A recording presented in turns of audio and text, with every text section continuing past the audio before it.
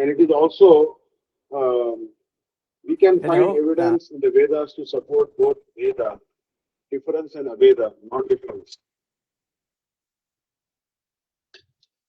Because Veda and Aveda exist simultaneously as aspect of the absolute truth.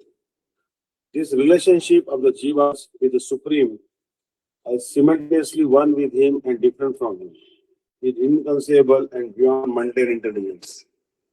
Logic and arguments about the matter only lead to confusion.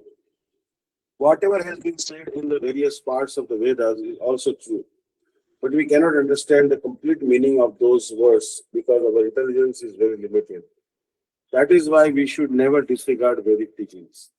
Naisha Tarkena Matir Apaneya, Kathopanishad. Nachiketa. It is not proper to use arguments to destroy the wisdom of the absolute truth that we have received. Naham manne suvedeti no na vedeti vedacha. Kena Upanishad 2.2. I do not think that I have thoroughly understood Brahma. These Vedic mantras give clear instructions that the Shakti of the Ishvara is inconceivable and hence beyond mundane reasoning. Mahabharata says, Puranam Manavo Dharma Sangha Vedanchikitsam Atmya Siddhani Chatvari Na Hantavyami Hetuvi. The Sattva Puranas, the Dharma instructed by the Manu, the Ashtar Veda, and Chikitsa Shastra are the authentic orders of the Supreme, and it is improper to try to refute them by mundane arguments. Thus, it is quite clear that the Vedas support the Achinta Bhedabhed Tattva, bearing in mind the ultimate goal of the Jiva. It seems that there is no Siddhanta that is higher than the principle of Achinta Bhedabhed Tattva. In fact, no other Siddhanta even seems true. Only when one accepts this philosophy of Achinta Vedabhed can one realize the eternal individuality of the Jiva and its eternal difference from Shri. Without understanding this difference, the individual soul cannot attain the true goal of life, which is Priti, love for the Supreme. Brajanath, what is the evidence that Priti is the ultimate goal for the Jiva? Babaji, it is said in the Vedas, Prano Yeshayah Sarvabhute Vivati Mundakopanishad 3.1.4. The Supreme Person is the life for all the lives. He is the life of all that lives, and he shines within all beings. Those who know that Supreme Personality by the science of Bhakti do not look for anything else. Such Jivan Muktas are endowed with attachment for the Supreme Rati, and they participate in his loving pastimes. Such bhaktas are the best of all those who are in knowledge of Brahma. In other words, the most fortunate of those who know Brahma, um,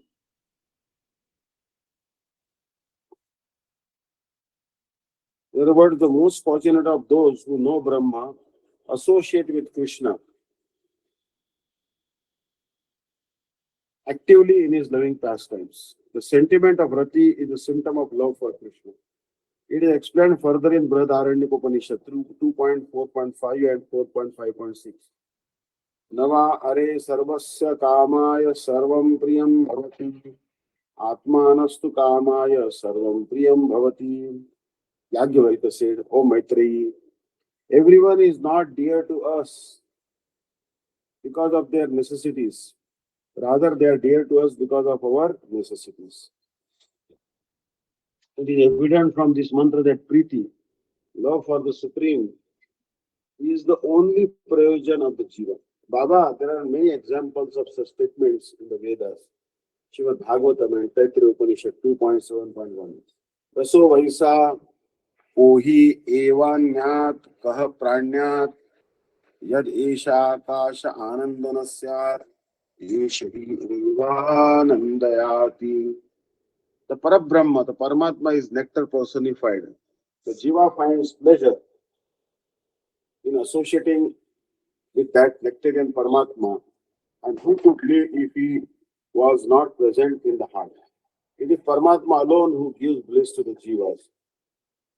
The word Ananda, bliss, is a symptom for Priti, affection. All living beings are in search for pleasure and bliss.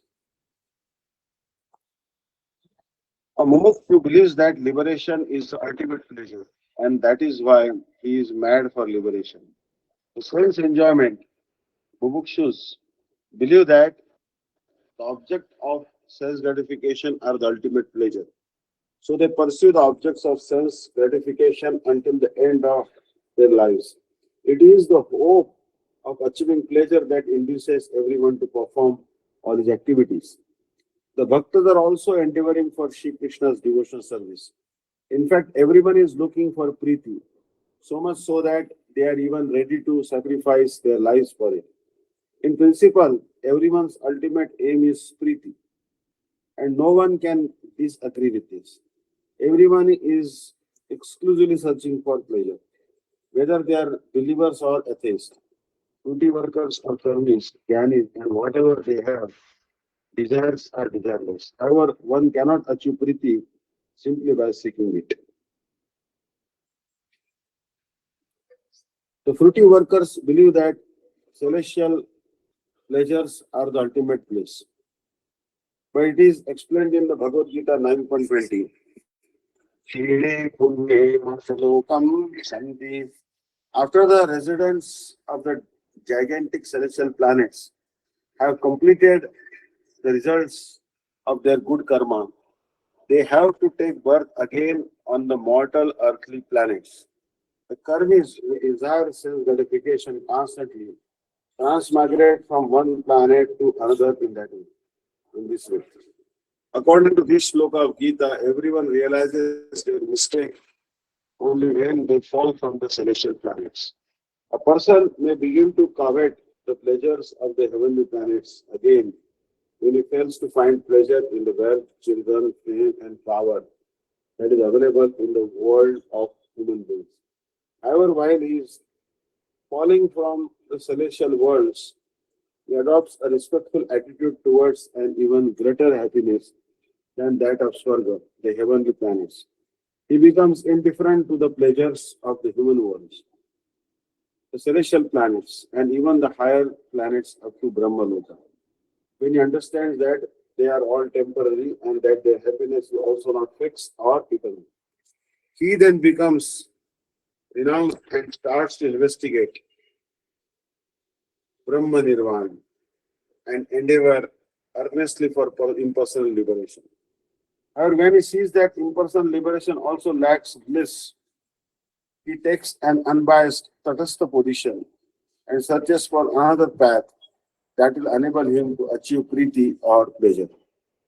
How is it possible to experience Priti in impersonal liberation? Who is the personality who is supposed to experience such bliss? If I lose my identity, who will exist to experience Brahma? The very concept of the bliss of Brahma is meaningless, because whether there is pleasure in Brahma or not, the theory of impersonal liberation does not admit that anyone actually exists in the liberated state to enjoy such pleasure. So, what conclusion can be drawn from such a doctrine? If I cease to exist when I am liberated, then my individuality is lost along with my existence. Nothing pertains to me anymore by which I can experience bliss or pleasure. Nothing exists for me if I myself do not exist. Someone may say, I am Brahma Rupa. However, this statement is false because I, who is Brahma Rupa, is Nitya, eternal. In other words, if one says that he is Brahma, then he is also eternal. In that case, everything is useless for him, including the process to attain perfection, sadhana and perfection itself, siddhi. Therefore, Priti is not to be obtained in Brahma Nirvana. Even if it is perfect, it is something that is not experienced like a flower growing in the sky. Bhakti is the only path by which the jiva can attain his true goal. The final stage of bhakti is prema, which is eternal. The pure jiva is eternal, pure Krishna is eternal, and pure love for him is also eternal. Consequently, one can only attain the perfect true love in eternity when he accepts the truth of Achinta Vedaved. Otherwise, the ultimate goal of the jiva, which is love for the Supreme, becomes non-eternal, and the existence of the jiva is lost. Therefore, all the Shastras accept and confirm the doctrine of Achinta Vedaved. All the doctrines are simply speculation. Vardhanath returned home in a blissful state of mind, deeply absorbed in thoughts about pure spiritual love. Thus ends the 18th chapter of Jaiva Dharma entitled Prameya, Veda Ved Tattva. Commentary in the form of chapter and notes by Srila Bhaktivedanta Narayan Goswami Maharaj. He's told that page number 407 referred to Sri Chaitanya Amrit Adi Lila, 7, chapter 123 to 127 verse. It is told like this. Page number 408, the one about whom you are asking what that is Brahma. Page number 423. No topic other than the glory of Krishna holds any further interest for those who are liberated beings, Jivan Mukta. Hare Krishna. So, please, Hanuman Prabhu, do little Kirtan, Mahamantra Kirtan. Hare Krishna, Krishna Krishna, Hare Hare, Hare Rama, Rama Rama, Hare Hare, Hare Krishna, Krishna Krishna, Hare Hare, Hare Rama, Rama Rama, Hare Hare, Hare Krishna, Krishna Krishna, Hare Hare, Hare Rama, Rama Rama, Hare Hare, Hare Krishna, Krishna Krishna, Hare Hare, Hare Rama, Rama Rama, Hare Hare, Hare Krishna, Krishna Krishna, Hare Hare, Hare Rama, Rama Rama, Hare Hare, Hare Krishna, Krishna Krishna, Hare Hare, Hare Rama, Rama Rama, Hare Hare, Hare Krishna, Krishna Krishna, Hare Hare, Hare Rama, Rama Rama, Hare Hare, Hare Krishna, Krishna Krishna, Hare Hare, Hare Rama, Rama Rama, Hare Hare, Hare Krishna, Krishna Krishna, Hare Hare, Hare Rama, Rama Rama, Hare Hare, Hare Krishna, Krishna Krishna, Hare Hare, Hare Rama, Rama Rama, Hare Hare, Hare Krishna, Krishna Krishna, Hare Hare, Hare Rama, Rama Rama, Hare Hare, Hare Krishna, Krishna Krishna, Hare Hare, Hare Rama, Rama Rama, Hare Hare, Hare Krishna, Krishna Krishna, Hare Hare, Hare Rama, Rama Rama, Hare Hare, Hare Krishna. Yeah, Hare Krishna. Thank you, Prabhu. Hari Bol. So, so the Buddha was quoting some verses, Adi Lila, 7th chapter, 123 to 127. So, we try to find Chaitanya Charitamrita and Adi Lila.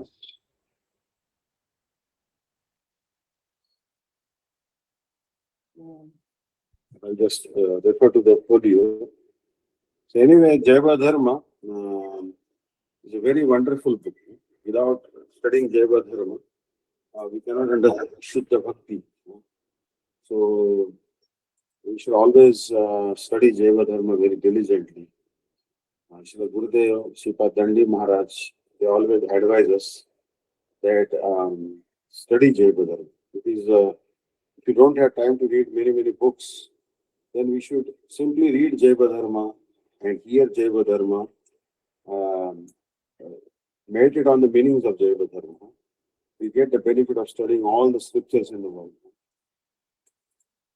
So, verse number 123, Vastuta Parinamavada Saisa Praman Dehatma Buddhi Vivarterasthan. Vastutaha, factually, Parinambad, transformation of the energy. Say only, Pramana, proof, Dehe, in the body. Atma Buddhi, concept of self, this, Vivartera of illusion, Sthana, place. Transformation of energy is a proven fact. It is the false bodily conception of the self that is an illusion. So we are thinking we are this body, that is actually an illusion. But transformation of energy is a proven fact. The Jiva or living entity is a spiritual spark who is part of the Supreme Personality of Godhead. Unfortunately, he thinks the body to be the self, and that misunderstanding is called Vivarta, or acceptance of untruth to be truth. So the body is not the self, but animals and foolish people think that it is. Vivarta, illusion, does not, however, denote a change in the identity of the spirit soul. It is the misconception that the body is the self that is an illusion. Similarly, the Supreme Personality of Godhead does not change when his external energy, consisting of the 8 gross and subtle material elements listed in the Bhagavad Gita, Bhumi Rapo Nalo Vayu, acts and reacts with the different phases. Text 124. Avichintya Shakti Yuta Yukta Shri Bhagavan Ichchai Jagat Rupe Paya Parinam. Here the word Avichintya means inconceivable. Shakti means potency. Yukta, possessed of. Shri, the affluent. Bhagavan, the personality of Godhead. Ichchaya, by his wish. Jagata Rupe, in the form of cosmic manifestation. Paya becomes Parinama, transformed by his energy. The Supreme Personality of Godhead is opulent in all respects.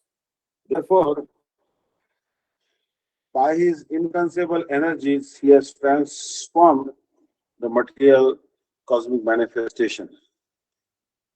Text 125. Tathapi achintya shakte haya avihari prakruta chintamani tahe drishtanta gedari. Tathapi, yet, achintya shakti, by inconceivable potency, haya remains. Avikari, without change. Prakruta, material.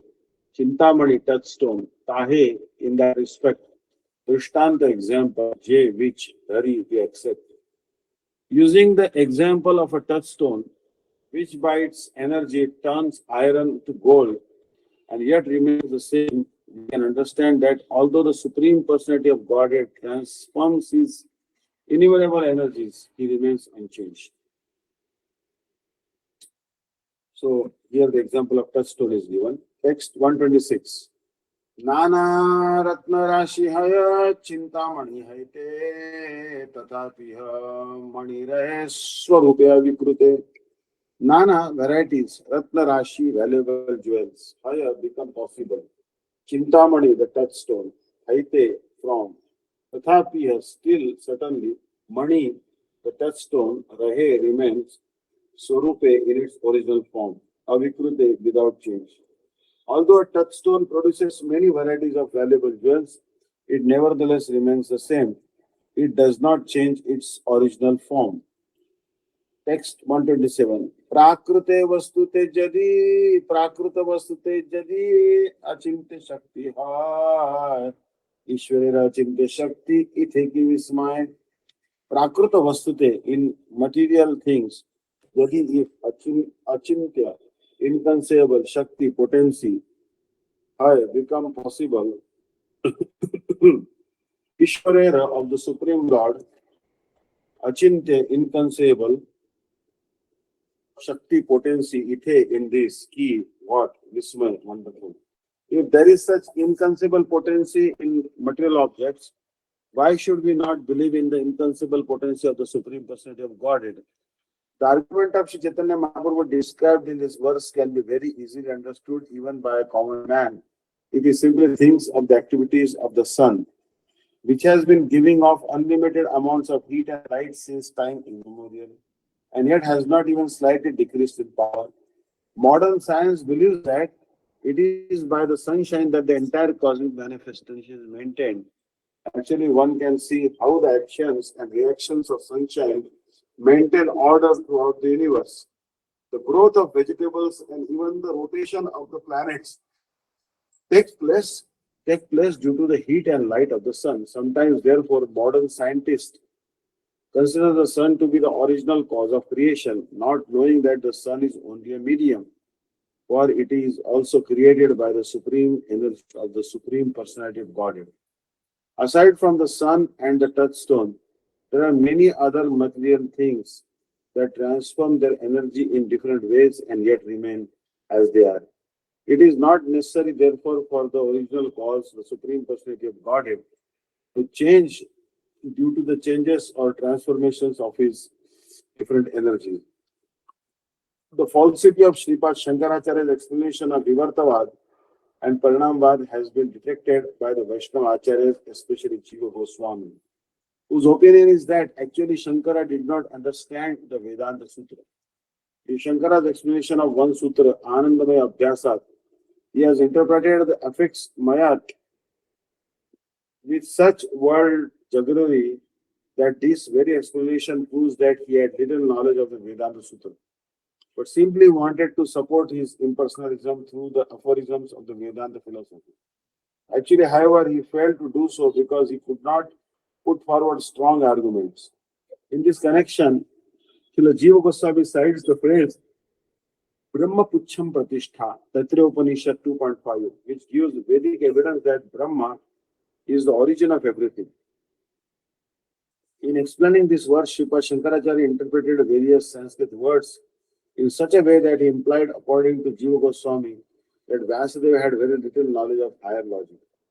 Such unscrupulous deviation from the real meaning of the Vedanta Sutra has created a class of men who, by word jugglery, try to derive various indirect meanings from the Vedic literatures, especially the Bhagavad Gita. One of them has even explained that the word Kurukshetra refers to the body.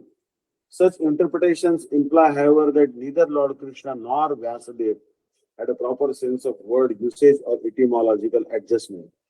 They lead one to assume that since Lord Krishna could not personally sense the meaning of what he was speaking and the Vyasadeva did not know the meaning of what he was writing, Lord Krishna left his book to be explained later by the Mayavadis. Such interpretations merely prove, however, that their proponents have very little philosophical sense.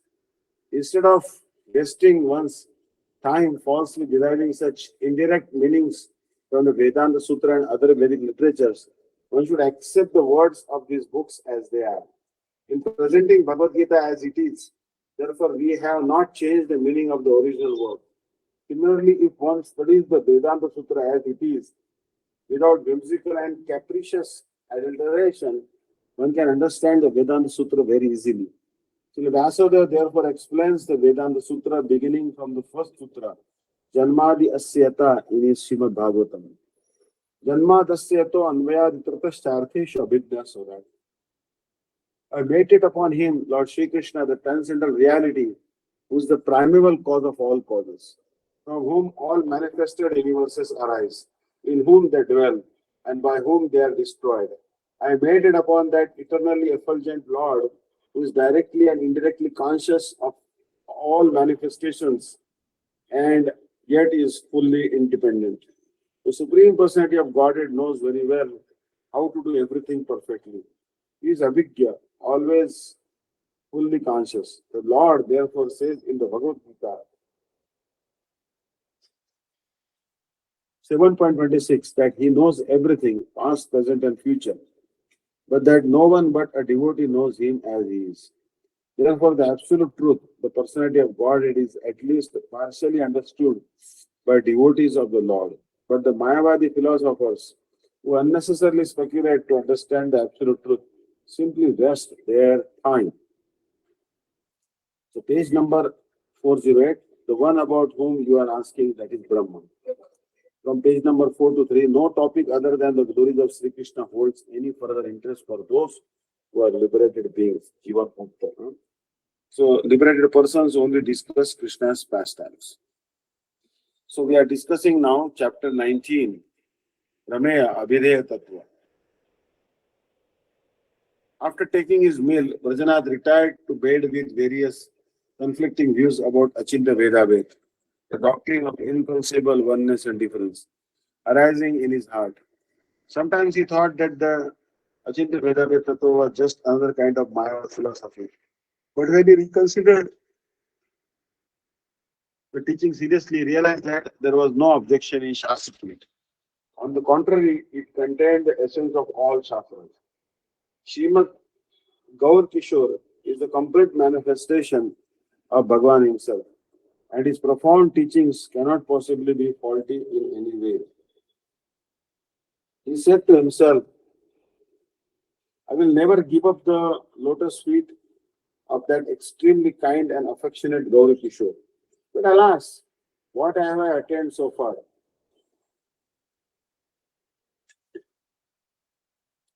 I have come to understand that Achinta Vedabhet Tattva is the ultimate truth.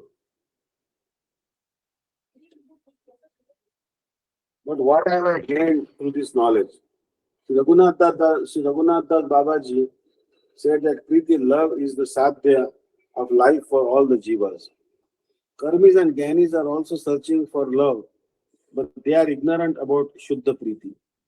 That is why I must reach the stage of unadulterated love.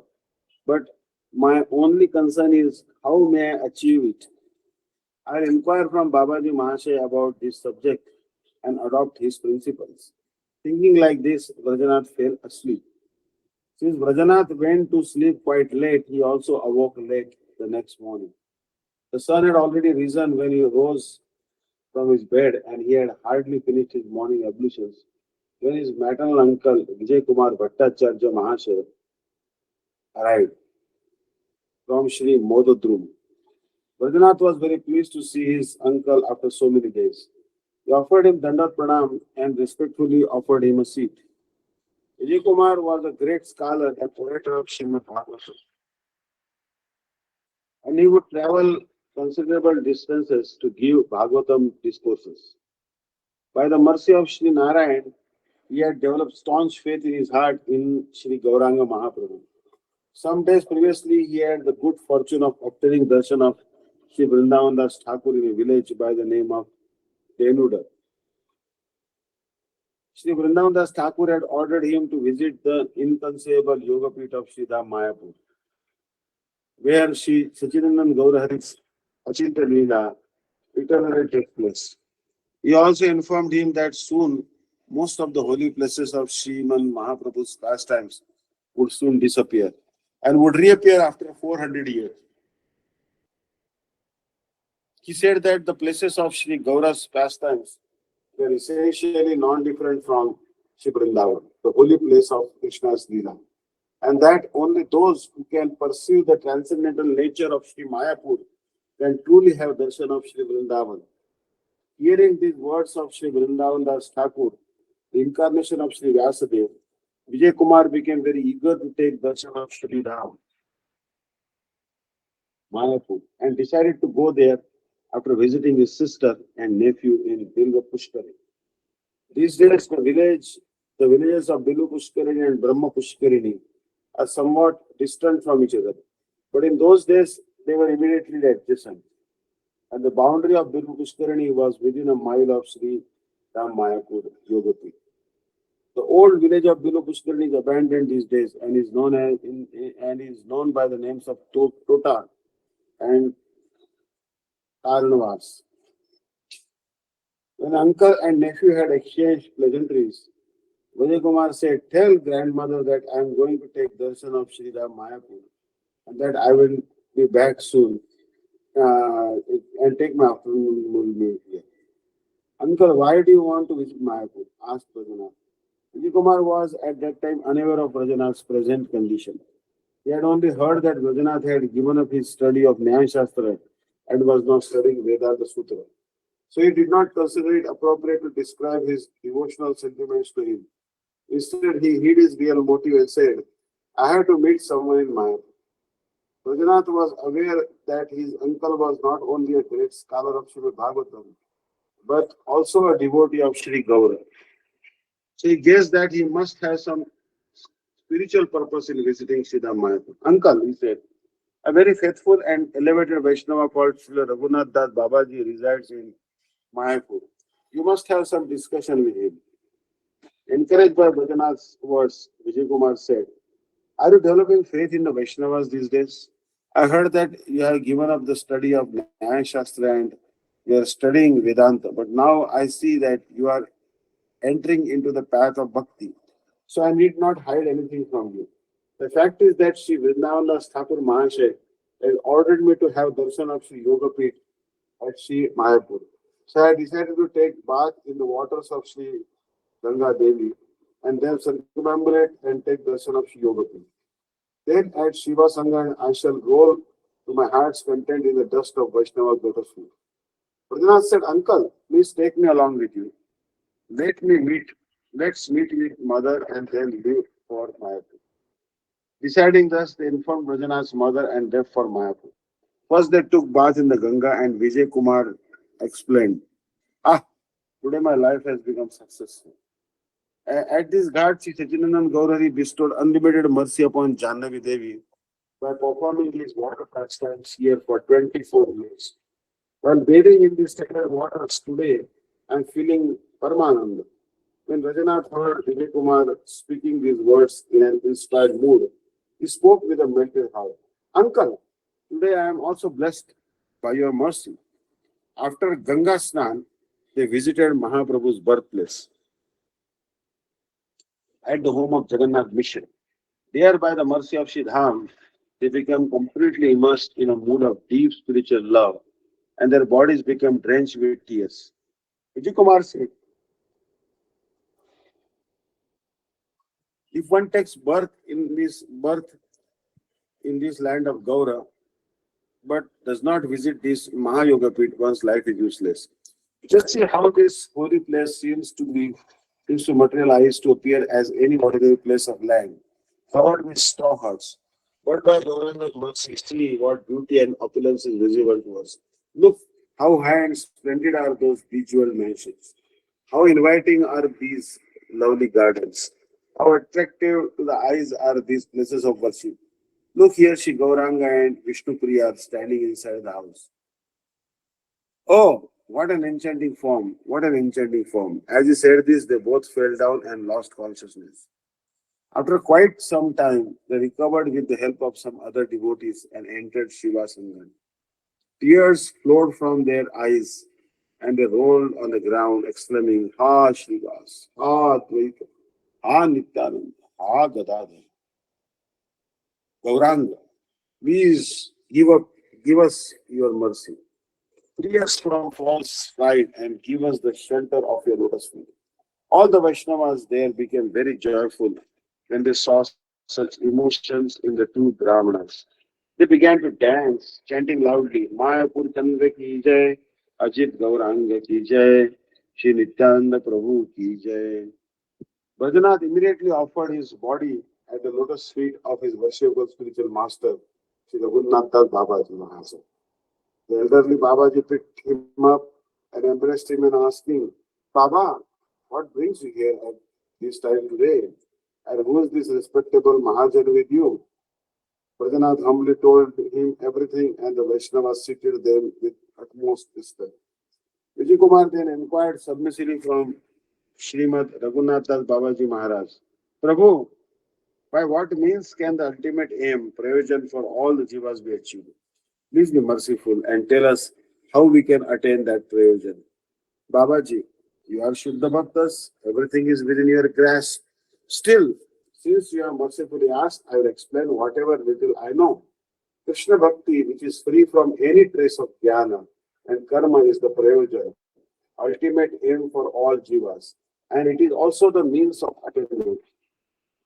During the stage of spiritual practice, sadhana avastha, it is called sadhana bhakti, and in the liberated stage, siddha avastha, it is called devotional service performed in prema bhakti, pure love. Vijay, what are the intrinsic characteristics, Swarup Lakshan of bhakti? Babaji, by the order of Sriman Mahaprabhu, Chilupa Goswami has described the intrinsic characteristics of bhakti in Shri Bhakti Rasamrita Sindhu 1.1.11 as follows. Anyavilasita shunyam jnana karma janavritam anukuldena krishnanu shidanam bhakti uttamam. Uttama bhakti, pure devotional service, is the cultivation of activities that are meant exclusively for the benefit of Sri Krishna. In other words, the uninterrupted flow of service to Sri Krishna, performed through all endeavors of body, mind, and speech, and through expression of various spiritual sentiments, bhavas. It is not covered by jnana, knowledge of Nirvishesh Brahma, aimed at impersonal liberation, and karma, reward-seeking activity, yoga or austerities, and it is completely free from all desires other than the aspiration to bring happiness to Sri Krishna. This sutra very clearly describes both the Swarup Lakshan, intrinsic characteristics, and the Tathastha Lakshan, extrinsic symptoms of bhakti. The word Uttama Bhakti refers to pure devotional service. Devotional service mixed with fruitive activity, Karma Mishra Bhakti, and devotional service mixed with speculative knowledge, Jnana Mishra Bhakti, are not pure devotional service. The aim of devotional service mixed with fruitive activity, Karma Mishra Bhakti, is sense gratification. And the aim of devotional service mixed with speculative knowledge, Jnana Mishra Bhakti, is liberation. Only such devotional service, free from any trace of desire for fruitive results or liberation, is Uttama Bhakti, pure devotional service. The fruit of Bhakti is Prema. The Swarup Lakshana of Bhakti is endeavors terrible for Krishna, Krishnanushiranam, performed with body, mind, and speech, and loving sentiments and loving attitudes of mind, Pritimay Manas. Such endeavors, chesta, and spiritual sentences. Hari Bol. Hare Krishna. I think some ghosts are at the gate. Hari Bol, Hare Krishna, Krishna Krishna, Hare Hare, Hare Rama, Hare Rama, Rama Rama, Hare Hare, Hare Krishna, Krishna Krishna, Hare Hare, Hare Rama, Rama Rama, Hare Hare, Hare Krishna, Krishna Krishna, Hare Hare, Hare Ram, Ram Ram, Hare Hare, Hare Krishna, Krishna Krishna, Hare Ram, Ram Ram, Hare Hare, Hare Krishna, Krishna Krishna, Hare Hare, Hare Rama, Hare Rama, Rama Rama, Hare Hare. All right. So the fruit of bhakti is prema. The Swarup Lakshana of bhakti is endeavors favorable for Krishna. Krishna will feel love. performed with body, mind, and speech, and loving attitude of mind, Pritimai Manas. Such endeavors, chesta, and spiritual sentiments, bhavas, are both favorable, anukulya, and constantly dynamic. By the mercy of Krishna and his bhaktas, when the special function of the internal energy of Bhagavan manifests upon the jiva's own spiritual strength, then the true form, Swarupa of Bhakti, takes birth. In the present state, the jiva's body, mind, and speech are all materially afflicted. When the jiva directs them by its own discrimination, the result is only dry speculation and renunciation. And the true nature of bhakti does not manifest through them. However, when Krishna's Swarup Shakti becomes active in the jiva's body, mind, and speech, the nature of pure bhakti immediately becomes manifest. The ultimate aim of all spiritual activities is Sri Krishna, and that is why real devotional activity must be favorable towards Krishna. Endeavors performed for realization of Brahma and Paramatma are not accepted as pure bhakti. Rather, they are aspects of speculative knowledge, jnana, and fruitive activities, karma, respectively. There are two types of endeavors, those that are favorable and those that are unfavorable. Only favorable activities are considered to be devotional service. The word Pullena means the tendency to be favorably disposed towards Krishna. This tendency has some connection with the material world during the period of devotional practice, sadhana kal. But in the liberated stage, siddha kal, it is utterly pure, free from any connection with the material world.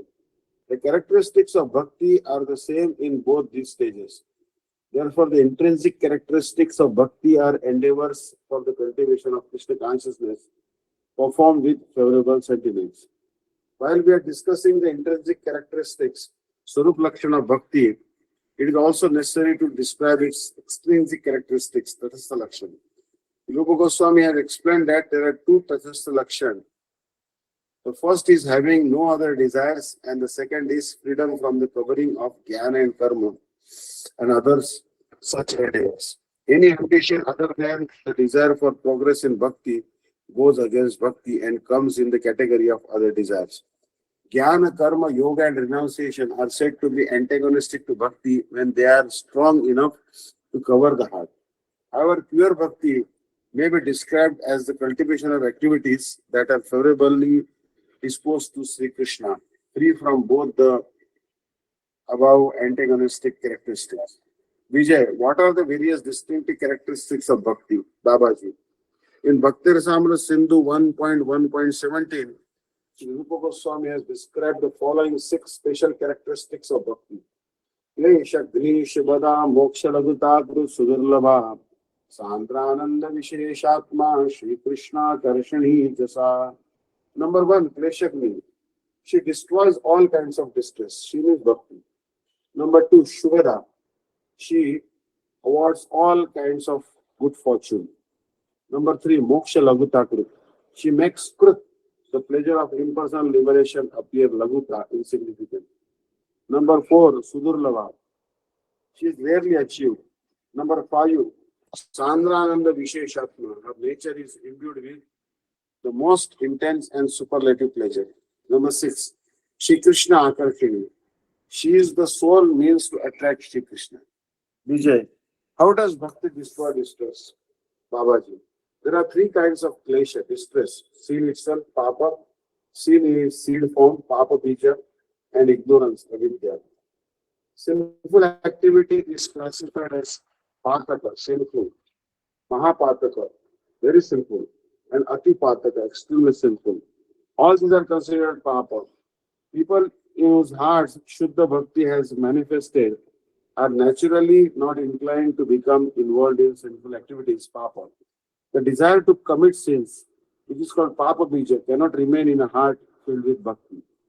Avidya means ignorance of one's spiritual identity.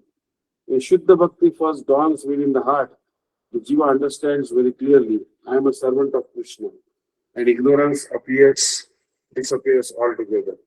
This means that as Bhakti Devi, the goddess of Bhakti, spreads her effulgence, the darkness of Papa Papa Bija and Avidya expelled from one's heart. On the auspicious arrival of bhakti, all sorts of distress go far away. That is why bhakti is kleshagri. Vijay, how is bhakti Shubhada? Babaji, in this world, all types of affection, all good qualities, and all the different types of pleasures are considered Shubha, auspicious. One in whose heart pure bhakti has manifested is endowed with four qualities: humility, compassion, freedom from pride, and giving honor to others. For this reason, the whole world bestows affection upon him. All kinds of sadgunas are automatically manifested in Shuddha Bhaktas. Bhakti is capable of giving all kinds of pleasure. If one desires, she can give material enjoyment and the happiness of merging into the impersonal Brahma, Nirvishesh Brahma Sukha. All kinds of mystical powers, siddhis, and sense gratification and liberation. Vijay, how does bhakti make even the pleasure of impersonal liberation seem insignificant? Moksha Laguta Kruta. Babaji, if even a little love for the Supreme Bhagavad Rati has manifested in one's heart, dharma, religion, artha, economic development, kama, sense gratification, and moksha, liberation, naturally appear insignificant. Vijay, and why is it said that bhakti is rarely achieved? Durlabha? Babaji, this matter should be understood carefully. Bhakti will remain elusive so long as one performs devotional service improperly. Even if one engages in millions of different spiritual practices sadhan, apart from that, Bhakti Devi satisfies the majority of people with only impersonal liberation. She does not give bhakti unless she sees that the practitioner is highly qualified. It is for these two reasons that bhakti is rarely achieved. The sadhan of cultivating jnana definitely leads one to liberation in the form of touching into the non-dual Brahma, which is the very form of knowledge. It is also easy to get material sense verification by performing pious deeds like yajna and other such activities. However, if one does not practice bhakti yoga, one cannot achieve bhakti to Sri Hari even by performing millions of spiritual practices. Vijay, why has bhakti been described as a superlative form of bliss, Sandrananda Visheshatma? It is actually the characteristics of bhakti. Bhakti is the superlative form of bliss, Ananda. Actually, we are all searching for happiness. Other than happiness, why would we be working so hard? Our aim and object is just to get happiness. But we can achieve happiness only through bhakti. So bhakti is eternal spiritual happiness. And that is why the performance of bhakti places one in an ocean of bliss. If one combines all the different types of worldly material pleasures, adds the pleasure of merging into Brahma, which is the negation of this material world, and multiplies it all tens of millions of times, the resultant pleasure still cannot compare to a single drop of the ocean of the bliss of devotional service. Material pleasures are utterly trivial, and the pleasure that appears by negating material pleasure, mukti, is very dry. Both these pleasures are different in nature from the bliss of the spiritual world. One cannot compare two things that are altogether different in character. Therefore, those who have developed some taste for the bliss of performing bhakti find the pleasure of merging into Nirvishesh Brahma to be as insignificant as the water in a cow's hoof frame. Only those who have experienced this pleasure can understand it. Others cannot grasp or discuss it. Vijay, how does bhakti attract the all attractive Sri Krishna? Sri Krishna Akarshani. Babaji, Sri Krishna together with his loved ones becomes forcibly attracted and controlled by a person within whose heart Bhakti Devi has appeared. Krishna cannot be controlled or attracted by any other means. If bhakti is so sublimely potent, why do those who study many shastras not try to achieve it? Babaji, bhakti and Shri Krishna are beyond all material boundaries. So human intelligence cannot reach them because it is gross and limited. However, one can easily understand the essence of devotional service, Bhakti Tattva, if he has developed even a slight taste by the influence of pious deeds accumulated in the past. No one but the most fortunate jivas can understand Bhakti Tattva. Vijay, why does material logic carry no weight? Babaji, logic does not have the qualities necessary for understanding spiritual pleasures. It is said, Naisha Tarkena Matir Apaneya Ruktanenaiva Sudhnyanaya Preshta Kathopanishad 1.2.9. My dearest Nachiket, it is not proper to use arguments to destroy the wisdom of the absolute truth that you have received. Then it is also said, Tarko Apratishtanat. Logic is useless for establishing any vastu, real substance, because what one person establishes by logic and argument today, a more expert logician will repeat tomorrow. Vedanta Sutra 2.1.11. That is why it is said that logic carries no respect. All these statements of the Vedanta establish that logic cannot explain spiritual matters. Vedanath, is there any stage of bhakti between sadhan bhakti and prema bhakti? Babaji, yes. Certainly, there are three stages of development of bhakti: sadhan bhakti, bhav bhakti, and prema bhakti. Vedanath, what are the characteristics of sadhan bhakti? Babaji, bhakti is one. The differences are between the different stages of development. As long as bhakti is performed by the conditioned jiva by means of his senses, it is called sadhana bhakti. So bhakti that is performed by the senses, that is called sadhana bhakti. Bhajanath, you have explained that prema bhakti is eternally perfect mood. Nitya Siddha Bhava. So why is it necessary to practice in order to attain sentiment that is eternally perfect? Babaji, Nitya Siddha Bhava is not actually something to be gained from elsewhere, sadhya. That is, it cannot be produced by sadhan. Sadhan is a name given to the practice of manifesting bhav in the heart. As long as it is not manifested in the heart due to being covered, one will have to perform sadhan. In reality, this bhav is nitya siddha, eternally present in the heart. Will you please explain this principle more elaborately? Babaji, certainly Prem Bhakti is nitya siddha, eternally perfect, because it is a manifestation of Bhagavan's eternal Shakti. But it is not evident in the heart of the conditioned jiva. Spiritual practice, sadhana, consists of the efforts of body, mind, and speech to make it appear in the heart.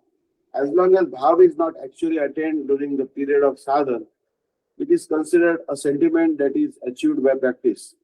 But its eternal perfection becomes evident as soon as it manifests itself in the heart. Rajanath, what is the distinguishing characteristic feature of sadhana? Babaji, sadhana bhakti is any method that trains the mind to become Krishna conscious. Rajanath, how many kinds of sadhana bhakti are there? Babaji, there are two kinds, Vaidhi and Ragamukhi. Rajanath, what is Vaidhi bhakti? Babaji, the jiva's spiritual propensity is manifest in two ways. The regulations found in the course of Shastras are called Vidhi, and the inclination that has its origin in this Vidhi is called Vaidhi Bhakti, Vaidhi Pravritti. The tendency to follow Shastra and Bhakti that is caused by the discipline of Shastras is called Vaidhi Bhakti. Because it has its origin in Vaidhi Pravritti. Brajanath, I will inquire about the characteristics of spontaneous attraction raga a little later. Now, will you kindly describe the characteristics of Vidhi?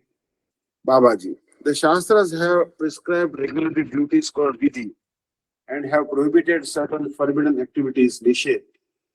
The prescribed duty, Vaidha Dharma, for the Jivas is to follow all the regulations and to avoid all the prohibited activities. Brajanath, from your explanation, it seems as if Vaidha Dharma consists of the rules and regulations of all the Shastras.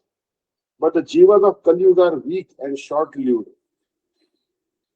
So they cannot study the prescriptions and prohibitions of all the Shastras and then ascertain Vaidha Dharma. Do the Shastras indicate How we can determine Vidhi Nisheth briefly and practically? Babaji, it is written in Padma Puran 42.103 and Narad Pancharatra 4.2.23. Smartavya Sarvam Vishnor Vismartavyo Najatu Chit Sarve Vidinishedasyu Etayor Eva Kinkara. Always remember Vishnu and never forget him. All the other prohibitions and recommendations are servitors of these two instructions. The purport is that the arrangement of all the various kinds of vidhi and nisheth within the Shastras are based on these two basic sentences. Duty, vidhi, is ascertained to be that which makes one constantly remember Bhagavan, and forbidden activities, nisheth, are those that make one forget him. Remember Bhagavan, Shri Vishnu, constantly throughout your life. This is the basic prescription vidhi, and the arrangements of varnashram and so on for the maintenance of the jivas are subjective. Never forget Krishna. This nisheth is the basic prohibition. Everything else, such as abandoning sinful activities, avoiding the tendency to divert one's attention from Krishna Bhirmukata, and atoning for sinful activities, are all subordinate to the basic vidhi nisheth. Therefore, all the rules and prohibitions prescribed in the Shastras are eternal servants of the rule to remember Krishna constantly, and the prohibition is to never forget him.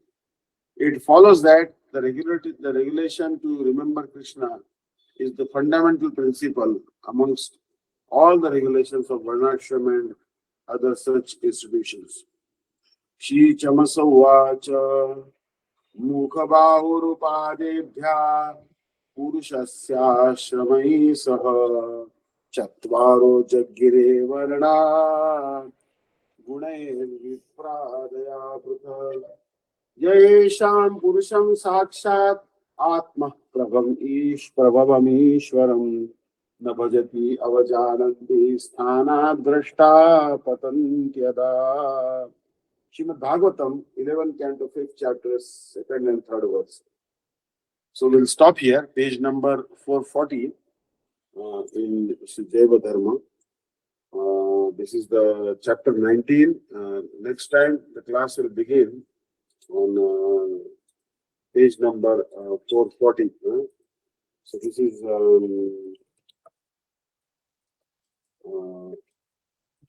page 440 we'll have next time class. And so now we'll begin our class on Shri Bhagavatam. So I want to have small kirtan. Anuprabhu, Anandan Prabhu, please have a small kirtan. Hare Krishna. Hare Krishna, Krishna Krishna, Hare Hare, Hare Rama, Rama Rama, Hare Hare, Hare Krishna, Krishna Krishna, Hare Krishna Krishna. Hare. Hare Rama, Rama Rama, Hare Hare, Hare Krishna,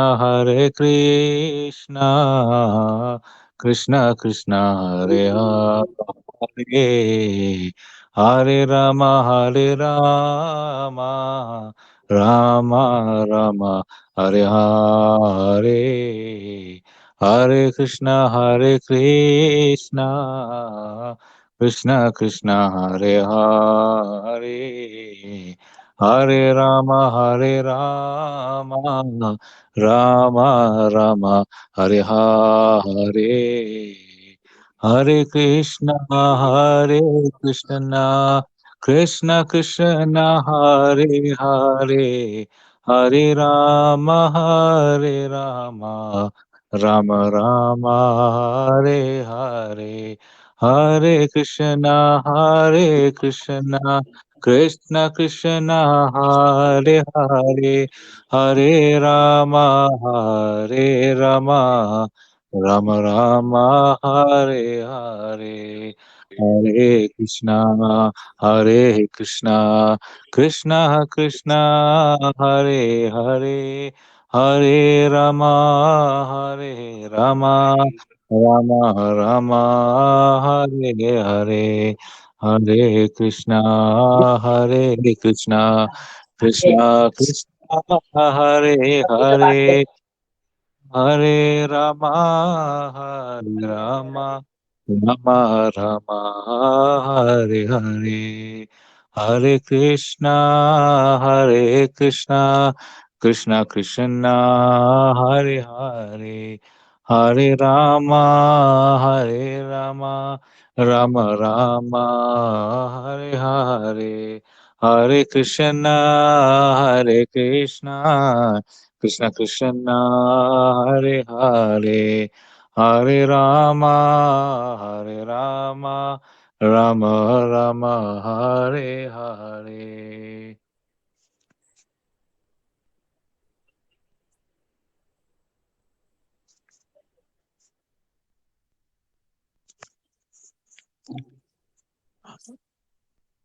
Hare Krishna, Krishna Krishna, Hare Hare, Hare Rama, Rama Rama, Hare Hare, Hare Krishna, Krishna Krishna, Hare Hare, Hare Rama, Rama Rama, Hare Hare, Hare Krishna, Krishna Krishna, Hare Hare, Hare Rama, Rama Rama, Hare Hare, Hare Krishna, Krishna Krishna, Hare Hare, Hare Rama, Rama Rama, Hare Hare, Hare Krishna, Krishna Krishna, Hare Hare, Hare Rama, Rama Rama, Hare Hare, Hare Krishna, Krishna Krishna, Hare Hare, Hare Rama, Rama Rama, Hare Hare, Hare Krishna, Krishna Krishna, Hare Hare, Hare Rama, Rama Rama, Hare Hare, Hare Krishna, Krishna Krishna, Hare Hare, Hare Rama, Rama Rama, Hare Hare, Hare Krishna, Krishna Krishna, Hari Gaura, Hari Bol, Hari Bol, Hari Bol, Hari Bol. नारायणं नमस्कृत्य नरं चैव नरोत्तमं देवीं सरस्वतीं व्यासं ततो जयमुदीरयेत् नष्टप्रायेषु अभद्रेषु नित्यं भागवत सेवया भगवति उत्तमश्लोके भक्तिर्भवति निष्ठिते तदा रजस्तमो भावा कामलोभादयश्च चेतैरनाविद्धं स्थितं सत्त्वे प्रसीदति. So here श्रीमद् भागवत की शुश्रूषा सेवा, श्रीमद् भागवत की शुश्रूषा सेवा भागवत निगम शास्त्र का सर्वप्रधान ग्रंथ है.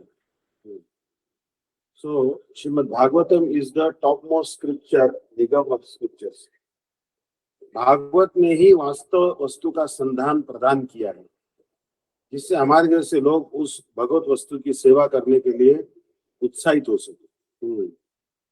So Srimad Bhagavatam gives us the connection with the original spiritual object, Sri Krishna. So we are encouraged to serve the Supreme Personality of Godhead, Bhagwan, by reciting Bhagavatam. हम सदैव सेवा विमुख है. So we are always averse to rendering service to Sri Krishna. That is the problem. So सेव्य वस्तु के दर्शन से सेवक में उस सेवा करने की उत्कंठा वर्धित होती है. Suppose we see the object of service, then we will become encouraged to render service to the object of service. Bhagavat में ही सभी शास्त्रों की आलोचना हुई है. Bhagavatam discusses all the scriptures. Bhagavat के अतिरिक्त अन्य शास्त्रों के अध्ययन की कोई आवश्यकता नहीं है. It is told that no need to study any other scripture other than Bhagavatam. Everything is present in Bhagavatam. Dharma प्रोजित अत्र प्रोजित कैतव अत्र श्लोक में शुश्रूषवी नामक एक विषय कहा गया है. शुश्रूषा अर्थात सेवा धर्म युक्त व्यक्ति. The words शुश्रूषु means a person endowed with the mood of service. तद विद्धि प्रणिपातेन परिप्रश्नेन सेवया. घोड़े की सेवा करने से साहिस. Suppose you render service to the horse, you are called sahis. If you render service to a dog, you are called bhangi, handry worker. If you render service to iron, then you are called ironsmith. But you render service to gold, you do work with gold, then you are called goldsmith. But when you render service to Bhagwan, you are called devotee. So, in this world, जगत में जिन सब विषयों को लेकर मनुष्य जाति व्यस्त है, उन सब सीमाबद्ध पदार्थों को ग्रहण करने के अभिलाषी होकर भगवत को क्रय विक्रय की वस्तु न समझकर भागवत भक्त हो जाने की आवश्यकता है. So in this material world, you'll see that people are very busy discussing many other topics, but we should not discuss these limited objects. You should not think that the Bhagavatam is something to be purchased and something to be sold. किंतु मैं भागवत हो गया हूँ, मैंने संपूर्ण भागवत को पढ़ लिया है, ऐसा समझने वालों का सर्वनाश अवश्यंभावी. You shouldn't think that, oh, I have become a Bhagavat. I have myself become a great devotee, or I have read the entire Bhagavatam. If you think like this, you will be totally destroyed. अनंत कोटि जन्मों में भी भागवत पढ़ना नहीं होता. So it is not possible to read Bhagavatam even if you take millions of births. यो कोई पुतलों का खेल नहीं है. This is not some puppet show. अभिनय मात्र नहीं. This is not some acting. Bhagavat सानिध्य में रहकर वास्तव सत्य का सानिध्य प्राप्त करना चाहिए. We should stay in the association of Bhagwan and try to understand reality. उनकी सेवा में नियुक्त होना चाहिए. We should be engaged in the service of Bhagwan. भगवान भक्ति द्वारा ही प्राप्त होता है. If you want to attain the lotus feet of Bhagwan, then there is no other means other than bhakti. मैं भोक्ता हूँ, दृष्टा हूँ, श्रवणकारी हूँ, आस्वादनकारी हूँ, चिंतन करने वाला हूँ. ऐसी दुर्बुद्धि होने से भागवत की आलोचना के स्थान पर सीमा विशिष्ट पदार्थ की आलोचना हो जाती है. If you think that I am the enjoyer, I am the seer, I am listening, I am enjoying, I am relishing, I am testing, I am meditating. If this type of false ego comes, then instead of relishing Bhagavatam, we will taste an object which is limited by boundary. माया रचित क्रिया को भक्ति कहने से कर्माधिकार, ज्ञानाधिकार, कर्म ज्ञान मिश्र योगाधिकार या अन्याभिलाषिता रूप अमंगल के हाथ से छुटकारा नहीं मिलता. Any activities, illusory activity cannot be termed as bhakti. Otherwise, we will be always trapped by inauspiciousness. What type of inauspiciousness? Pursuit of fruitive activities, pursuit of impersonal knowledge, pursuit of fruitive activities, and also pursuit of mysticism, which is mixed with fruitive desires and mental speculation. So all the desires will not leave us. We'll be trapped in the clutches of all the desires. जब तक यह विचार रहेगा कि मैं स्वयं ही पढ़कर समझ लूंगा, तब तक भागवत के निकट नहीं पहुंचा जा सकता. As long as we think that I will read and I will understand, until then we cannot read Bhagavatam. व्याकरण के लिंग आदि के विचार से उत्पन्न अनुस्वार विसर्ग द्वारा, भाषा के ज्ञान द्वारा, शब्द और शब्दी के भेद बुद्धि द्वारा भागवत पढ़ना नहीं होगा. So many times people in Sanskrit there is a gender, like Vanam. Vanam is actually neuter gender. So Vanam. Rama is the male gender. Rama, Ramo, Ramaha. Then Lata or Radha is a female gender.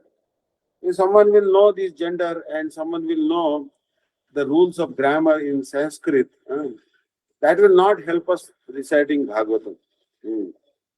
Simply by having the knowledge of English language or Sanskrit language or Hindi language, we cannot study Bhagavatam. If we think that the Shabda and Shakti are different, Nam and Nami are different, we cannot read Bhagavatam. So there is no difference between the word and the object that the word is referring. For example, we say Krishna. When we say Krishna, we are actually referring to Krishna only. There is no difference between Nam and Nami. Nama Chintamani Krishna Chaitanya Rasa Vigraha Purna Shuddho Nitya Mukto Abhinnatva Nama Namino. There is no difference between the name and the object that is addressed by the name. So Shabda and Shakti difference is not there. The Shabda means words, and the words refer to the Supreme Lord. So words and the Supreme Lord, they are non-different. जो 24 घंटे भगवान की सेवा कर रहे हैं उनके पास जाकर भागवत पढ़नी होगी. Now where to recite Bhagavatam? Where we should hear Bhagavatam? It is told that those who are 24 hours a day, they are actually engaging in the service of Bhagavatam. We have to go and hear Bhagavatam only from them. उनसे ही जानना होगा कि भागवत क्या वस्तु है. Those who are rendering service to Bhagwan 24 hours a day, we have to go to them and we have to understand what is Bhagavad. कौन कौन से अक्षरों का रूप धारण करके कौन कौन से शास्त्रों में भागवत का विचार है, तब कौन सी बात भागवत की नहीं है यह भी समझ में आ जाएगा. So we'll understand when we study under the guidance of Vaishnavas what is Bhagavad, then we'll also understand what is not Bhagavad. जो 24 घंटे में से 24 घंटे भगवान की सेवा में नियुक्त है, अन्य अभिलाष कर्म ज्ञान आदि की चेष्टा से पूर्णतः मुक्त है, भागवत उन्हीं के आराध्य है तथा वही भागवत की आराधना करना जानते हैं. So the pure devotees, they engage in devotional service of Krishna, Bhagwan Sri Krishna 24 hours a day. They are completely free from endeavoring for mundane religiosity, mundane fruitive activities and pursuit of impersonal knowledge. So Bhagavad is worshipped by such persons and they only know how to worship Bhagavatam. Bhagavat को अर्थ या पुण्य संग्रह अथवा दुख निवृत्ति की औषधि के रूप में परिवर्तित करना भागवत की सेवा नहीं. Some people think that by reciting Bhagavatam we'll get wealth, we'll collect a lot of money. That is not the service of Bhagavatam. Some people think that if we recite Bhagavatam, we'll develop pious merit punya, mundane pious merit. That is also not service of Bhagavatam. Some people think that Srimad Bhagavatam is the means of getting rid of one's distress, lamentation. Then that is also not service to Bhagavatam. Shrimad Bhagavat में आत्मधर्म, वास्तविक अभक्त कभी भी भागवत नहीं पढ़ सकते. Those who are non-devotees, they can never and never read Bhagavatam.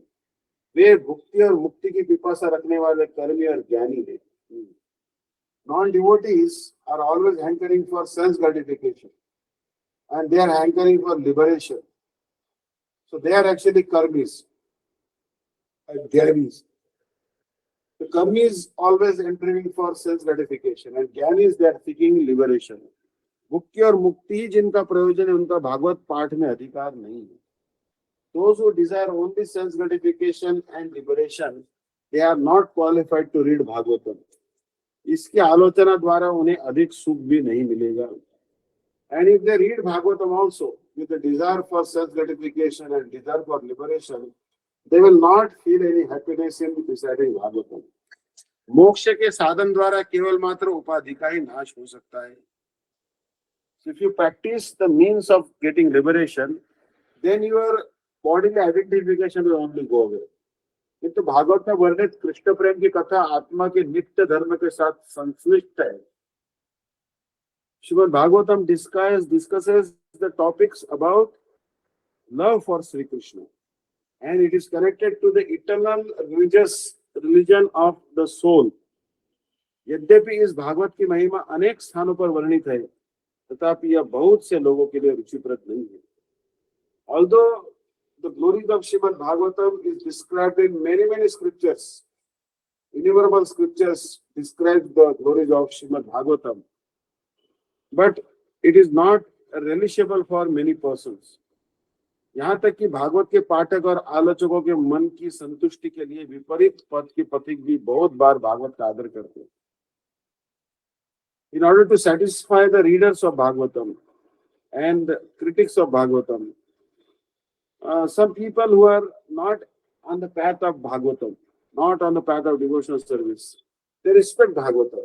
They respect Bhagavatam because they want to somehow satisfy the readers of Bhagavatam.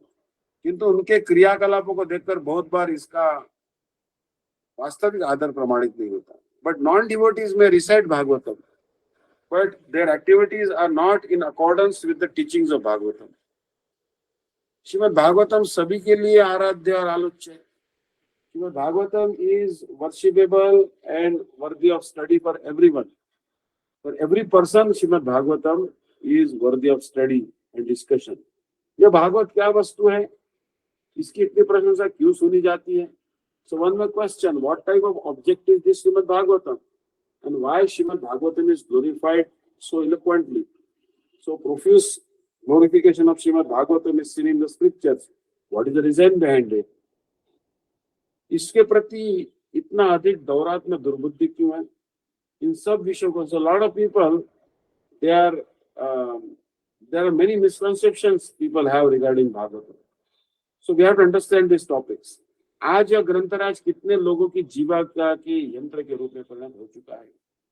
This particular king of the books, the king of scriptures, has become a means of livelihood for so many persons. There are actually in India, it is one of the most lucrative business to speak Bhagavatam. And they say that we will take 7 lakh rupees advance. Then when we finish Bhagavatam, you have to give 7.5 lakh rupees. Sometimes they sell Bhagavatam even for 50 lakh rupees, 1 crore rupees, 2 crore rupees. So they take so much pranami for reciting Bhagavatam. पक्षांतर में जो लोग पारमार्थिक जनों के आदर्श स्वरूप है, ये भागवत उनकी ही परम सेव्य है.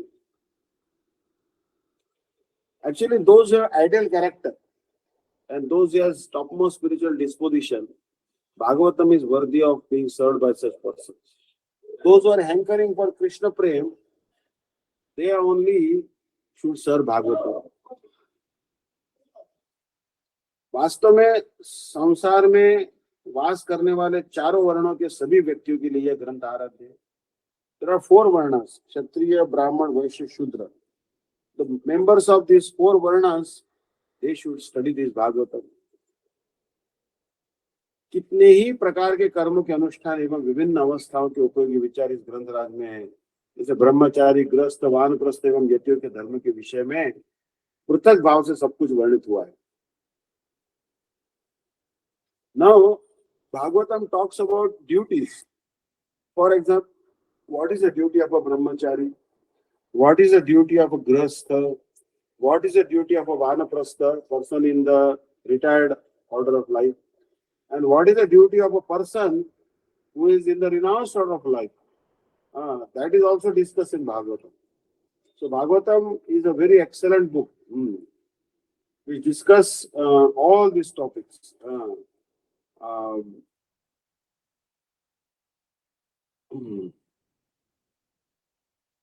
वर्ण विचार से विभिन्न वर्णों का वर्ण लक्षण और उन लक्षणों के द्वारा वर्ण के निरूपण का विधान दिया गया है.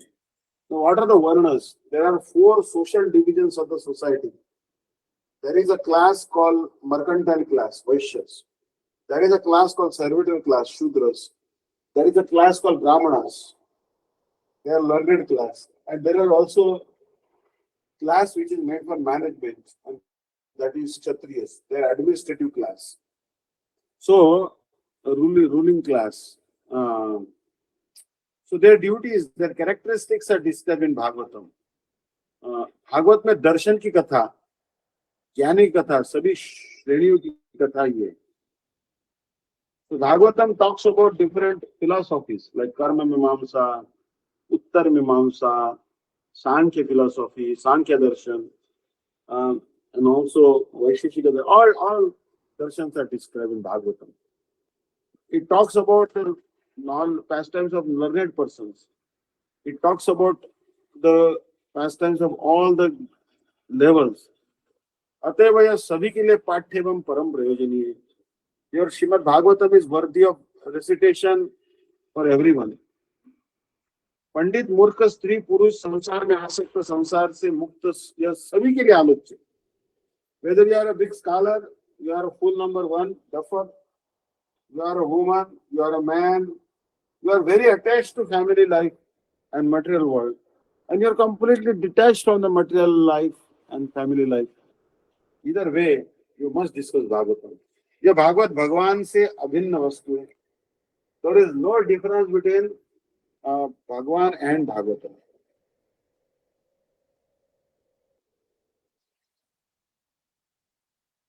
चौबीस वर्ष के युवा के द्वारा काव्य के अध्ययन और बालक के द्वारा काव्य के अध्ययन में साधारण व्यक्ति को कोई भेद भले ही नहीं दिखाई देता. Suppose there is actually a 24-year-old young man. He is studying poetry. There is poetry and prose. So the 24-year-old young man may be studying Shakespeare, and a child is also studying poetry. Like we were in fifth standard, and they introduced English language. Now it's a foreign language. Till fourth standard, we have only studied in our vernacular Marathi language. But fifth standard, all of a sudden, we had a textbook. There was English language, and we couldn't understand anything out of that because it's a totally different culture. I remember even today, the first poem we had, Humpty Dumpty sat on a wall, Humpty Dumpty had a great fall. Or there was another poet. Jack and Jill went up the hill to fetch a pail of water. Jack fell down and broke his crown, and Jill came tumbling after. I couldn't understand what's this poetry is all about, you know. So we cannot say that a person, a child is studying poetry, is studying some poem, rhymes and nursery rhymes, and a 24-year-old person is studying serious poetry of Shakespeare or Milton. There must be a difference. One is pursuing Master of Art degree. His poetry may be of higher level. किंतु बुद्धिमान व्यक्ति अच्छी तरह से समझ सकता है कि दोनों की उपलब्धि एक प्रकार की नहीं. But intelligent person can understand that a kindergarten students study of rhymes and young man's study of poetry is completely different. अनेक बार पार्थक्य के बोध के अभाव के कारण हम वस्तु के निर्णय में भ्रांत होते हैं. So many times we are unable to see the difference. So we are not able to ascertain the object. वास्तव में श्रीमद् भागवत विभिन्न स्तरों के सभी व्यक्तियों की आलोचना का विषय. तो Shrimad Bhagavatam is an subject that is to be studied by persons of all the levels. Tarkic means those who are speculationists, those who are logicians, those who depend on dry logic. There are some persons who are mukha means those who are dumb. Then tarka gyan rahit, whether someone is devoid of the ability to argue logically. Even such persons can study Bhagavatam. In all stages, whether you are a great logician or you are one devoid of the ability to use logic and reasoning, or whether you are a dumb person, either way, you should study Bhagavatam. सभी लोग सभी अवस्थाओं में भागवत की आलोचना करने के साथ साथ अपने अपने कर्तव्य को निरूपित कर सकते हैं. One should discuss Bhagavatam diligently, and one should try to describe one's duties also. So इसमें किसी प्रकार के संशय की कोई समस्या ही नहीं रहेगी. One should not have any doubt then. भगवत दर्शन से सब प्रकार के संशय दूर होते हैं. When we have audience with Bhagwan, when we have darshan of Bhagwan, then all our doubts will go away. Vidyate hridaya krantis chinnante sarva samshaya. Srimad Bhagavatam 11 Canto 28th chapter 30th verse is telling like this. Bhagavatam is giving the evidence. So Srimad Bhagavat का श्रवण और कीर्तन करने के लिए गौड़ीय मठ. Now what is the purpose of establishing Gaudiya Math? The Gaudiya Math was established only for one reason, to hear Srimad Bhagavatam and to glorify Srimad Bhagavatam. This was the only purpose of establishing Gaudiya Math. Matanti vasanti chhatra yasmin, अर्थात परमार्थिक शिक्षा सदन ही भागवत मठ है. So Bhagavat Math means the monastery that is built to discuss Bhagavatam is a monastery which is meant to inject transcendental knowledge to the living entity. The students reside. What is the definition of the word mata? Matanti means vasanti chhatra yasmin iti matha, where the students stay in order to study Bhagavatam, Jaiva Dharma, Chaitanya Charitamrita, Madhuri Kadambini. That place is really matha. So, शिक्षा शिरोमणि परमार्थ अनुशीलन के अतिरिक्त और कोई कार्य नहीं है. We must try to understand the spiritual knowledge, which is the crest jewel of all knowledge. We have no other duty. भक्ति मठ में भगवान की सेवा के प्रति अनुराग विशिष्ट व्यक्ति वास करे. Those who have inclination to render service to Bhagwan, they should only stay in the monastery, Bhakti Math. सेवा विमुख या सेवा विरोधी की यहाँ कोई आवश्यकता नहीं. The mathas, the monasteries are not meant to be resided by the persons who are averse to service of Bhagwan or those are opposed to service of Bhagwan. अन्याभिलाषी कर्मी ज्ञानी आदि अभक्त यहाँ वास करने के सब उद्देश्य को नहीं समझ पाएंगे. Those who are extraneous desires, those are fruity workers, those are mental speculationists, those are pursuing impersonal liberation. Such non-devotees, if they stay in the matha, they will never understand what is the aim and object of staying in the matha. भक्ति मठ में पंचरात्र विधि से मंत्र द्वारा विविध उपचारों के माध्यम से भगवान का अर्चन होता है, भोग होता है.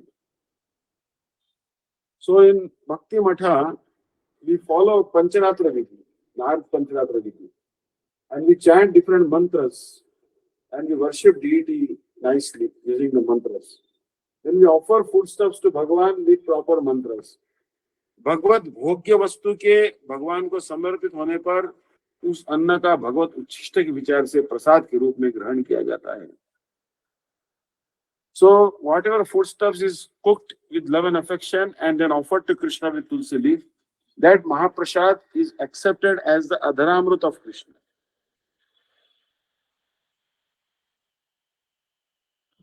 प्राक वैदिक युग में आलोच्य भागवत के विचार का अनुसरण करके नामधारी वैदिक पंडिताभिमानियों को अपने वर्तमान विचार से छुटकारा पाने की आवश्यकता है. There are some persons, they are falsely proud of being scholars of Vedas, but they should give up their false pride of being the scholars of the Vedas and rather they should try to understand the teachings of Bhagavatam. Everything will happen by hearing the pastimes of Bhagavan. एकमात्र भागवत को संरक्षित रखकर दूसरे समस्त ग्रंथों का त्याग करने पर भी चलेगा. Suppose you reject all the books in the world, you don't read any book in the world, and only you dedicate your life for reciting Srimad Bhagavatam. You said, the only book I will study is only Bhagavad. I will protect only Bhagavatam. किंवा परे. केवल भागवत में पूर्व पक्षी के रूप में समस्त विरुद्ध कथाओं की अवतारणा करके उनकी संपूर्ण अकर्मण्यता को आंखों में अंगुली डालकर दिखलाया गया. So Srimad Bhagavatam tells that right in the beginning that the desires for liberation, desire for sense gratification, desire for mystic perfections, we don't want to discuss the topics which talk about these material desires, extraneous desires. They show that they are useless. So very clearly, very diligently, Bhagavatam points out the futility of karma marga, jnana marga, yoga marga, vairagya. the fruitive desires, mental speculation, mystic pursuit of mystic perfection, has been shown to be futile in Srimad Bhagavatam.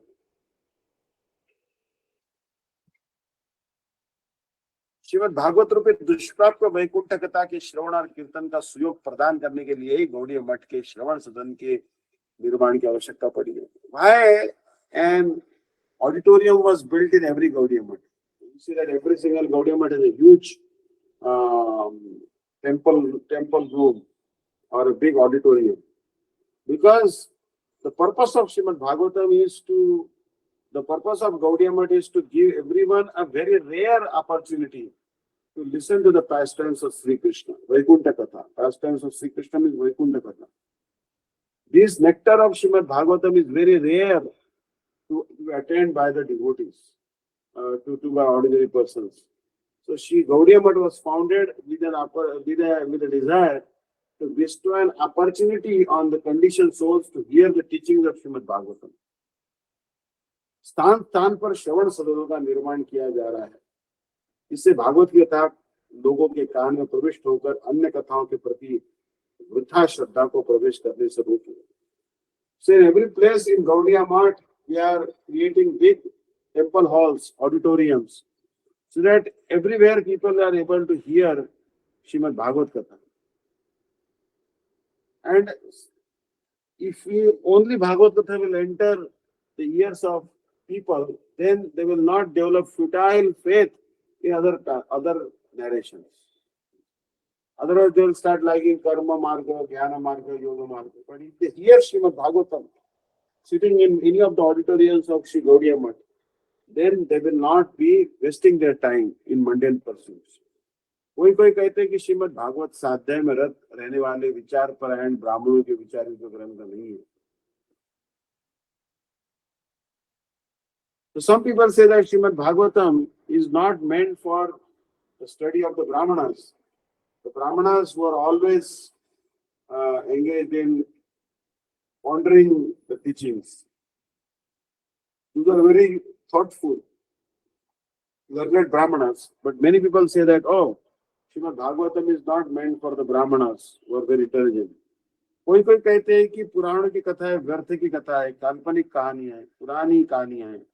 इससे सुनने से क्या होगा, इन्हें सुनने से. Some people say that, oh, these Puranas, Bhagavad Purana and Garuda Purana and Vishnu Purana, they only discuss futile pastimes, useless pastimes. They discuss imaginary pastimes, imaginary stories. They are very old stories. What is the benefit of reciting this Bhagavatam or hearing Bhagavatam? कोई कोई कहते हैं कि भागवत गोपदेव द्वारा रचित है. They say that Bhagavatam was not written by Vyasadeva at all. It was written by a person called Gopadeva. Gopadeva or Gopadeva. So,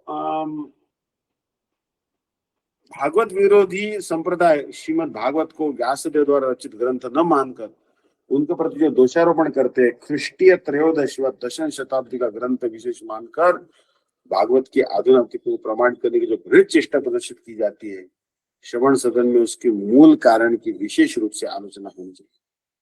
Actually, Bhagavatam is eternal book. It is revealed to Vyasadeva in his deep trance.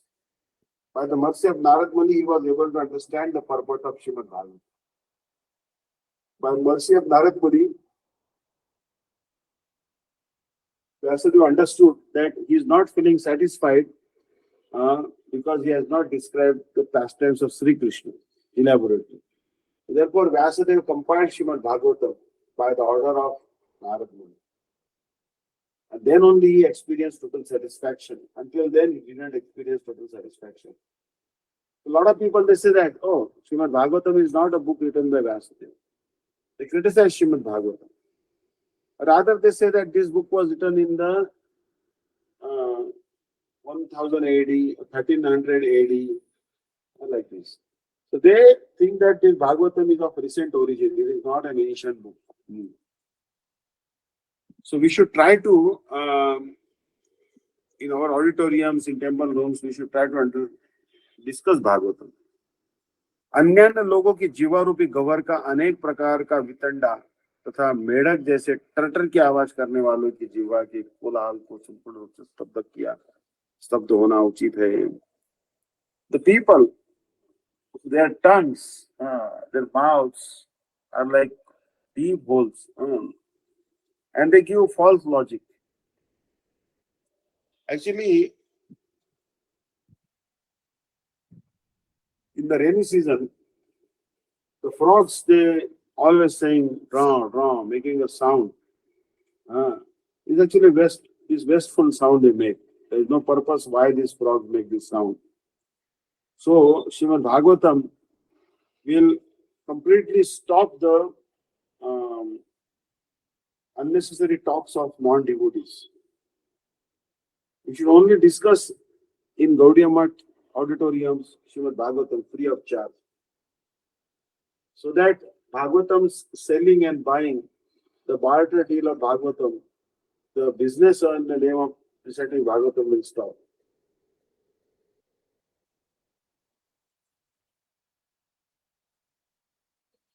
सांसारिक आवश्यकताओं के उपाय स्वरूप या अर्थ के विनिमय में भागवत के श्रवण का विचार आने पर उस एकांतिक प्रयोजनता की उपलब्धि आशा रूप फल प्राप्त नहीं होगा. So we should stop here. This is page number 19 of Srimad Bhagavatam.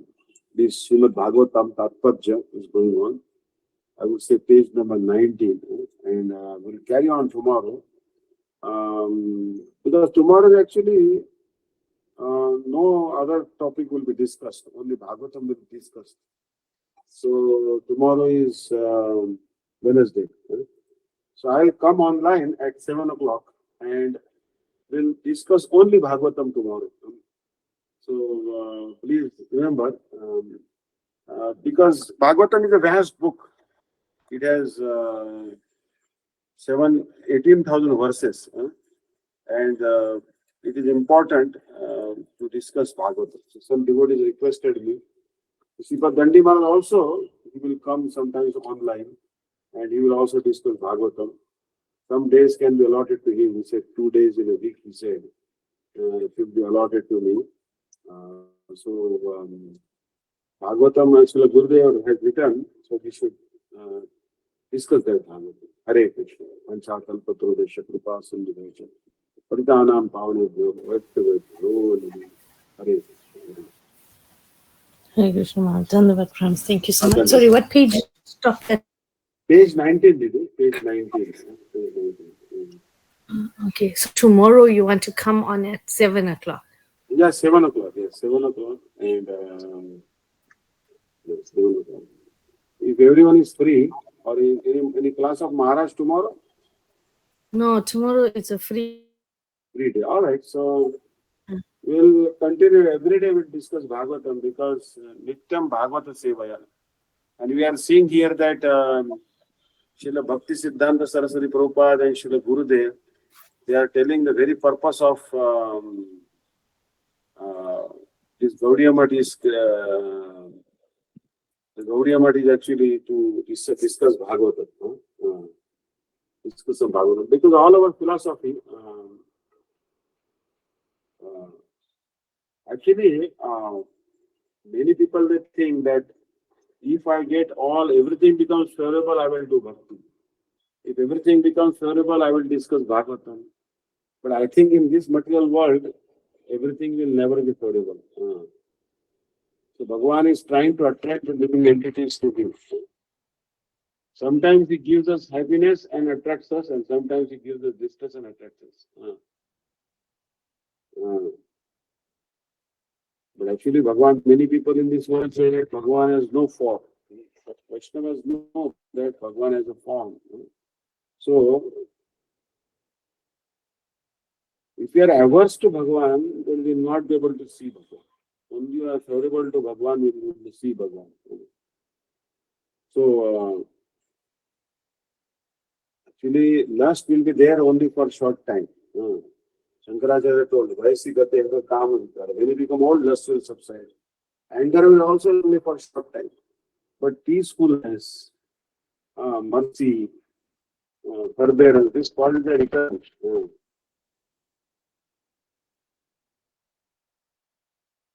You see that Hiranyakashipu. Hiranyakashipu was very wicked. Bhagavatam will discuss that. But he was wicked for some time. He was very cruel for some time due to the curse of the four Kumaras. But so his wickedness remained for some small time, for short time, Hiranyakashipu. Then after he was killed by Nrsimhadev, then his wickedness ended. But Prahlad's bhakti is eternal. Prahlad's bhakti is eternal. So we should always try to speak the truth. Bhagavatam is the Satyam Param Dhimani. Bhagavatam is the topmost truth. We should only talk about pastimes of Sri Krishna. Ram. Ram means Radha Ram.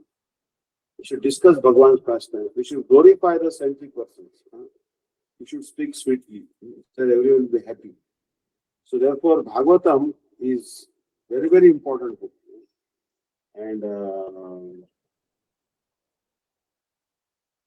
so you see that Bhagavatam tells so many pastimes. And there are actually other books also, like Ramayana also is there. Ramayana, you see the character of Ramachandra. Ramachandra always respected the elderly persons. So we should also try to respect the elderly persons. Actually, in the history, you'll see that history is full of the persons who tolerated hardships. Actually, you see Pandavas, Draupadi, Kunti, they suffered so many hardships. But they never cursed the persons who gave them hardships. Draupadi, you see, she tolerated her dishonor in the entire assembly. She only called Krishna, and Krishna also protected her. But she didn't curse the Kauravas. Draupadi is a very chaste woman. She is such a chaste woman, and she is very attached to her husband.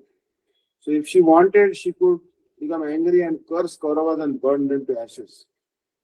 But because she is a great devotee, she didn't curse them. She only forgave them. So, but Prakriti didn't forgive the Kauravas. The Prakriti of Bhagavan, Bhagavan's nature, especially his nature of being affectionate to devotees, gave punishment to the Kauravas and destroyed them. So today you see that the Pandavas' fame is there, and Draupadi's fame is also. Every morning we remember Pandavas and Draupadi.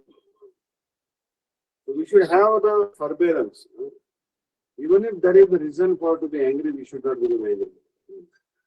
Actually, when we become angry, our own blood will burn. And our mind's progress, mind growth will be stunted. The growth of, when we become angry, the growth of our intelligence is stunted. If we are becoming angry on some person, but that person will not experience any loss, but rather we will lose. Our strength will be gone. We should not let these thoughts in the mode of ignorance come to our heart.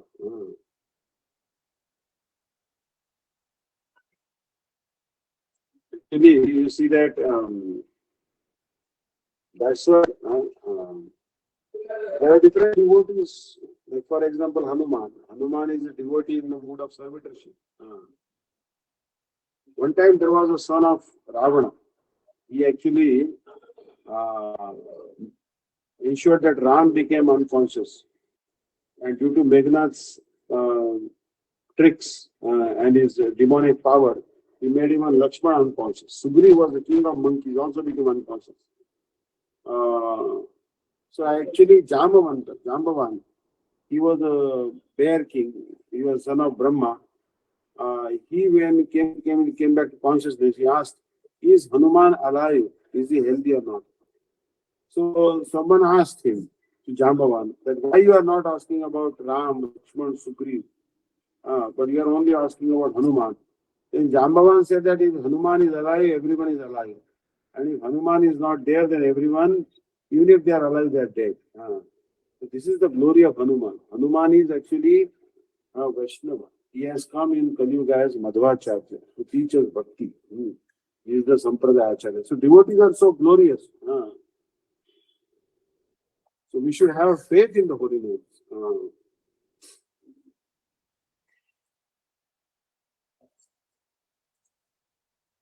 So we should try to recite this Bhagavatam. Bhagavatam is the topmost scripture. Nigam kalpataru galitam phalam shukam khat amrita dharma samhitam. Vivata Bhagavatam rasam alayam mura orasika ve bhavata. So we'll continue tomorrow. Thank you so much. Hare Krishna. Vancha kalpataru kripa sindhukati katlanam bhavati. Vaishnavati Gol. Hare Krishna.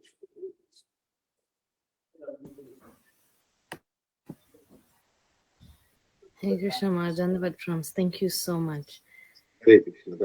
Hare Krishna. Hare Krishna. So, Anangan Prabhu, Jayadwani. Guru Gauranga Gandharika Giridhari Radha Vinod Vyari Ji ki jai. Om Vishnu Para Stotra Shata Shishimad Bhakti Vedanta Vishnu Devi Goswami Maharaj ki jai. Om Vishnu Para Stotra Shata Shishimad Bhakti Vedanta Dandi Goswami Maharaj ki jai. Nitile Pravishta Om Vishnu Para Stotra Shata Shishimad Bhakti Vedanta Narayan Goswami Maharaj ki jai. Nitile Pravishta Om Vishnu Para Stotra Shata Shishimad Bhakti Vedanta Vaman Goswami Maharaj ki jai. Nitile Pravishta Om Vishnu Para Stotra Shata Shishimad Bhakti Vedanta Swami Maharaj ki jai. Nitile Pravishta Om Vishnu Para Stotra Shata Shishimad Bhakti Pragan Keshav Goswami Maharaj ki jai. Nitile Pravishta Om Vishnu Para Stotra Shata Srila Bhakti Sandhu Saraswati Goswami Prabhupada ki jai. Nitile Pravishta Param Param Pravara Shri Gaur Kishore Das Babaji Maharaj ki jai. Nitile Pravishta Shri Rashmi Nanda Bhakti Vinod Thakur ki jai. Nitile Pravishta Vaishnava Shri Jagannath Das Babaji Maharaj ki jai. Shri Gaudiya Vedanta Acharya Shri Baladev Vidyabhushan Prabhu ki jai. Srila Vishma Chakravarti Thakur ki jai. Shri Narottam Srinivas Shamananda Prabhu Tray ki jai. Shri Krishna Kaviraj Goswami Prabhu ki jai. Shri Rupa Sanatana Bhaktivinoda Ji Gopal Badasura Satgopal Prabhu ki jai. Shri Swarup Damodar Raya Ram Mandar Shri Gaur Prasad Vindi ki jai.